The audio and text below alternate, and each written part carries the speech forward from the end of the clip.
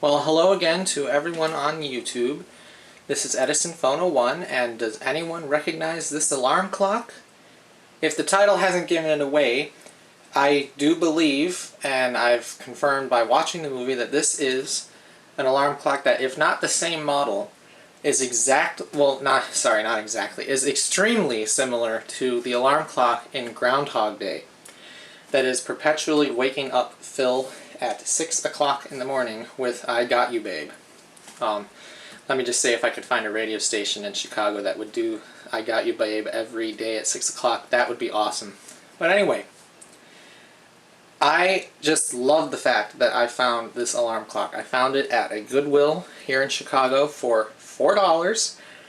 It wasn't working originally. A couple things were wrong with it. The radio didn't work, but that ended up just being a broken or a dirty switch. And the little light on the inside that you can see when I turn off the light, it just glows barely enough so you can see, but that was burnt out. So I just wanted to show you a little bit about this alarm clock. I do believe the only difference that I can see is this wheel here would be, it's a little different in the film.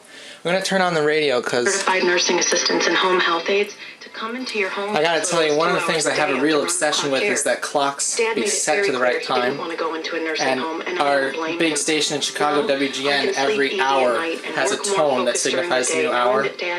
So I always set clocks to that tone. It's one of the best phone calls I've ever made. Because I care, I chose Suburban Home Care. For more information, call 630-964-9000. I generally have to have every clock within a few seconds of that tone, or else I'm a little angsty. Final game of the Cubs. Anyway, so on AM the radio sounds pretty good. The speaker buzzes a little bit. I have to fix that. This is WJJG Elmhurst, Chicago. The opinions expressed on the following program do security on the ground in Afghanistan that we can. FM is also really good. Right now,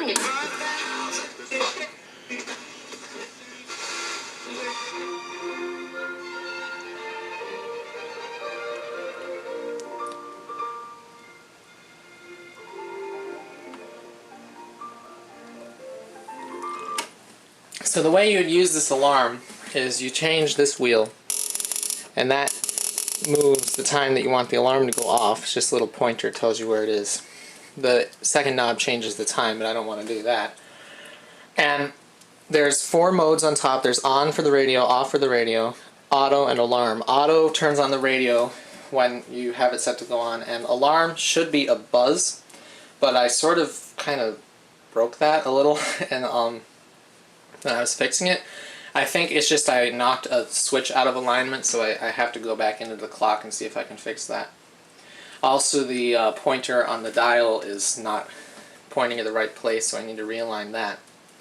I think the number these numbers, if I haven't said it already, I might have. I think they're different than the clock in Groundhog Day, but nevertheless, the clock in Groundhog Day has this knob, this knob, this knob, this knob, that switch. It's all the same. And the inside knob here is a sleep timer, so you can set the radio to play for an hour before you go to bed, and then turn off. And it's linked to the clock, and I found that out on accident because I've turned on the sleep timer, because that's usually how I just turn on the radio. And then when I move forward the clock to set the time, it shut off after an hour. So this clock, a lot of them have a little window right there. It just tells you the clock's motor is working. I guess that's what that's for. It can't be for, seeing if the clock is the right speed, because it's a synchronous motor, so it's guaranteed to be the right speed. So I've seen them on every flip clock like that, just a little thing that indicates that the motor's running. So I can't really say exactly what they're for. But I just wanted to show you this clock because it's an awesome find, I think.